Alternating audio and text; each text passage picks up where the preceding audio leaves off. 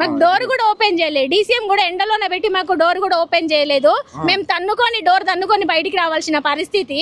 ఈ రోజు మేము మన తెలంగాణ రాష్ట్రంలో ఉన్నామా లేకుంటే ఆంగ్లేయుల పరిపాలనలో ఉన్నామా మాకు అర్థమైతే లేదు. స్వతంత్రం వచ్చింది అంటున్నారు. స్వతంత్రం చేయడానికి ఆ రోజు వాళ్ళు ఎంత పోరాడిరో అంత పోరాటాన్ని మార్నింగ్ నుంచి కూడా ఎండలోనే ఉందా? ఎన్ని గంటలకు వచ్చారు? మార్నింగ్ నుండి ఎండలో తిప్పిరు. మార్నింగ్ నుండి ఎండలో తిప్పి ఇప్పుడు కూడా తీసుకొచ్చి అక్కడే పెట్టిరు. మాకు ఫుడ్ లేదు, కనీసం మంచి నీళ్ళు లేదు, ఏది లేదు. స్టేషన్ తీసుకోపోవాలి. మేము అడిగేది అదే. మమ్మల్ని ఒక దగ్గర కూర్చొని ధర్నా చేసుకొని ఇస్తలేరు, తీసుకెళ్లి పోలీస్ స్టేషన్ లో ఉండనిస్తలేరు. మేము ఏవి మాకు విలాసాల కోసం కావాల్సిన కోరికలు అడగడం లేదు.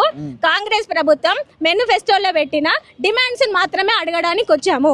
ఆ డిమాండ్స్ ఒప్పుకుంటారా, ఒప్పుకోరా, ఇస్తారా, ఇవ్వరా?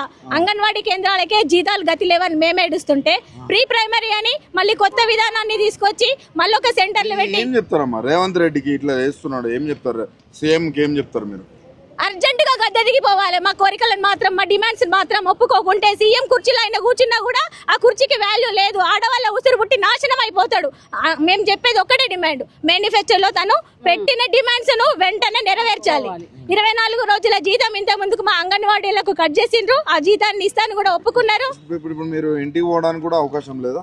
లేదు. వీళ్ళు ఎక్కడ పంపిస్తారు? కనీసం మంచి నీళ్లు కూడా లేవు మాకు తాగడానికి. వీళ్ళు ఇంకా బయటకు పోనిస్తారా? మీరు ఎక్కడి నుంచి వచ్చినారు? మా జనగామ జిల్లా, జనగామ, వరంగల్, మహబూబాద్, అక్కడ నుండి వచ్చినాం.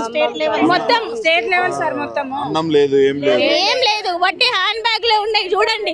ఒక షాప్ పోవడానికి లేదు, మేము ఒక బాటిల్ వాటర్ కొనుక్కోవడానికి లేదు మాకు. ఇప్పటి వరకు సిటీ అంతా తిప్పిరు మమ్మల్ని. సిటీ అంతా తిప్పి ఇక్కడికి తీసుకొచ్చిరు. కనీసం ఇక్కడనన్నా మాకు డోర్ ఓపెన్ చేసి ఒక దగ్గర కూర్చోబెట్టి మాకు ఎవరితోటన్నా మాట్లాడిపిస్తారా అంటే అది కూడా లేదు. ఇట్లాంటి పరిస్థితులు వస్తాయి అనుకున్నారు అసలు? కళలో కూడా అనుకోలేదు మేము అస్సలు అనుకోలేదు.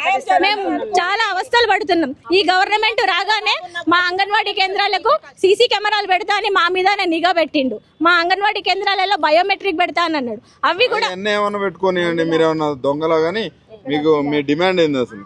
మా డిమాండ్, మేము 26,000 జీతం అడిగితే వాళ్ళు మేనిఫెస్టోలో 18,000 జీతం ఇస్తామని ఒప్పుకున్నారు. 18,000 జీతం వాళ్ళ మేనిఫెస్టోలో పెట్టింది ఇవ్వాలి. మళ్ళీ ఇప్పుడు ప్రీ ప్రైమరీ తీసుకొస్తున్నారు. అది ప్రీ ప్రైమరీ కూడా అంగన్వాడీలకు విలీనం చేసి అంగన్వాడీలతోనే నడిపించాలి. ఇంకొకటి, రిటైర్మెంట్ బెనిఫిట్స్ మాకు ఇవ్వడం లేదు. రిటైర్మెంట్ బెనిఫిట్స్ పూర్తి స్థాయిలో మాకు రావాలి. మళ్ళీ ఖాళీగా ఉన్న పోస్టులను ఎంబడే ఫిల్అప్ చేయాలి.